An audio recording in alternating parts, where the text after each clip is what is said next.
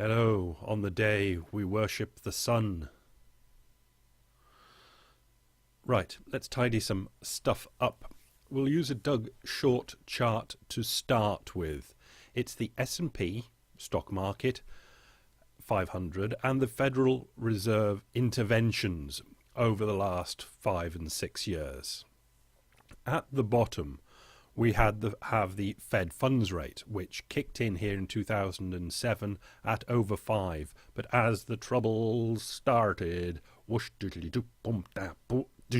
on the deck, end of 2008, and is obviously still there. And Janet Yellen told us yesterday that she doesn't think it would be a terrifically bad idea if it stayed down there till the end of 2015. So that would be a 7-year period with the Fed funds rate on the deck. Right, next up we have the 10-year Treasury yield. Has been kept in a channel between 2% and 4%, is currently at 2%. The S&P has come from a high in 2007 up near 1600 and is now somewhere around, I don't know, 14 and 1300, I think. It's lower, but it's not in the gutter. Now, these are the actions that have kept things going, kept things afloat. But it's not flogging a dead horse. The horse is still alive. Just, what's the better analogy? Walking in the snow. Two people walking in the snow and it's freezing cold, frostbite, and you've got to get from here to somewhere that's a long way away and it's snowing and it's freezing cold and you just want to lay down in the snow and go to sleep, but you know, because you're scientifically that way knowledgeable, that if you do go to sleep in the snow, you'll wake up dead. This is just keeping the partner going and hoping that they can keep going until they get to where they're going or a miracle happens. Crumbs. Eloquent this morning, aren't I? Right. Next, number 2. From calculated risk, the 30-year mortgage rate and the 15-year mortgage rate. Going back to 1970, you can see it went up, as it always does, to 1980 and has been on its way down ever since. But look where it is now. The 30-year, I know it's tricky to qualify for it, but if you do qualify for it, the 30-year is below 4, and the 15-year is at an all-time low at 3. They are selling money like crazy. They've really got it on discount. That's all they've been doing for all this chart, is selling money. They've been able to sell it at top seasonal prices in the past, but now it's really got to be on discount price. And that's what this is. And people still aren't breaking the doors down. Right. New York Times, lenders again dealing credit to risky clients. Annette Alejandro just emerged from bankruptcy protection and doesn't have a job, and her car was repossessed last year. Still, after spending her days job hunting, she returns to her apartment in Brooklyn where, in disbelief, she sorts through piles of credit card and auto loan offers that have come in the mail. They're trying to get it going again. Number 4, big banks need 485.6 billion euros for Basel capital rules. The largest global banks would have needed an extra 500 billion euros in their core reserves to meet capital rules. They're called reserves, but they're capital requirements, not reserve requirements, capital requirements. Had standards been enforced last June, the 212 lenders surveyed would also have needed to find a combined 1.76 trillion euros in easy-to-sell assets to meet a minimum liquidity rule set by the Basel Committee on Banking Supervision. The group said today in a statement on its website the measures are scheduled to be phased in by 2019, and that's another put the marker up the road. Can you get through the snow to get to the marker? But that's like you've got to pick up lots and lots of firewood before you get there, and really load yourself down before you get to the marker. Global regulators have clashed with lenders over the severity of the capital and liquidity rules, which were set out in 2010 as part of an overhaul of banking regulation in the wake of the financial crisis that followed the collapse of Lehman Brothers Holdings Inc.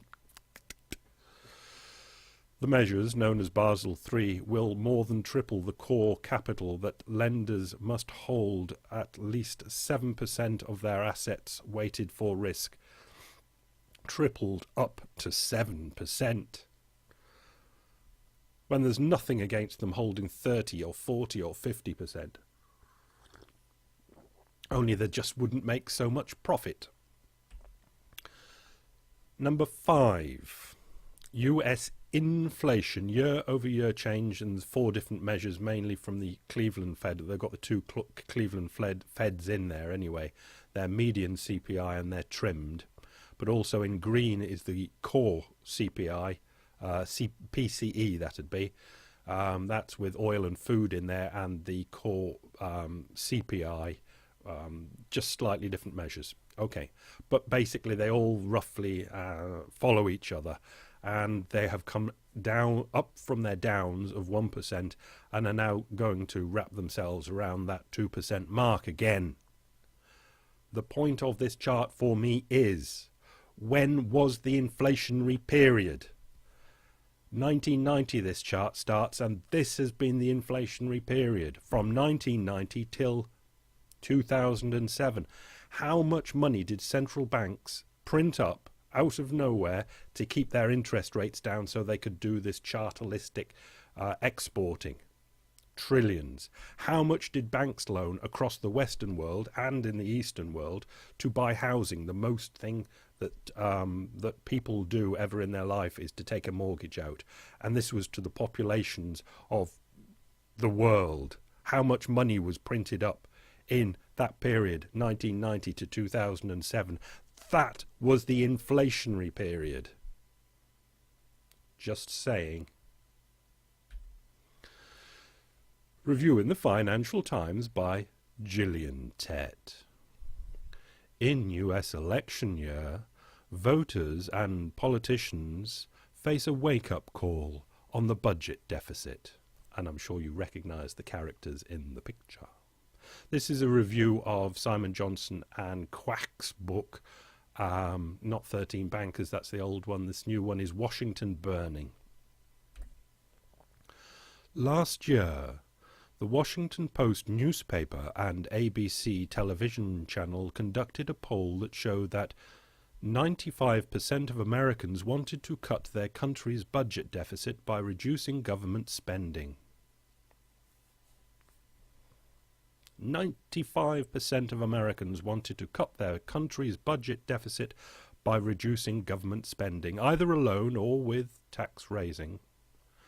No surprise there, you may think. The issue of America's debt has come to dominate the political debate this year as the fiscal problems have worsened. Our last paragraph, her second in her article. Link. However, there was a catch.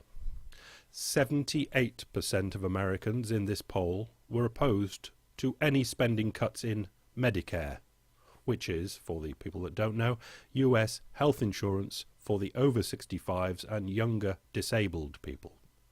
Also, 69% were opposed to cuts in Medicaid, US means-tested health insurance, and, surprisingly, 56, over half, were against the idea of reducing military outlays.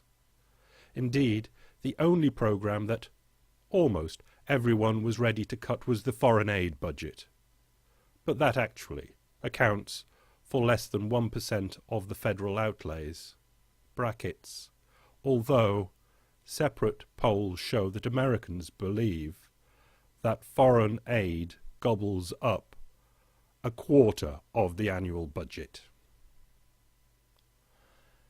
We can't get a finger out and point, that is the problem. We know that banking and the money system is a problem. We know that governments are a problem. But these millions of people are a pathetic, particular problem. Until we can get over peak ignorance, we are going to stay in the deep doo-doos.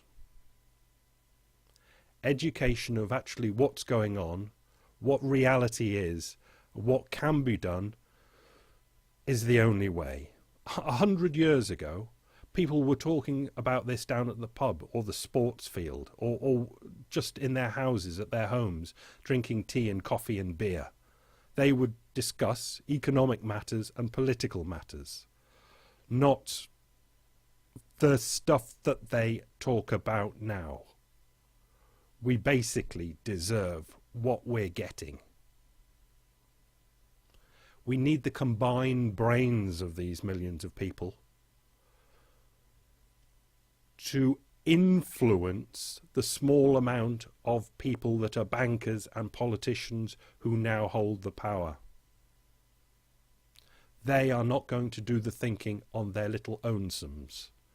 They haven't in the past, and they're not going to now. We are going to have to do it for them. Peak ignorance. When we're over it, we might stand a chance.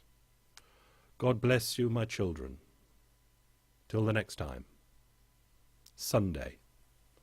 On the 7th day thou shalt make videos. Bye.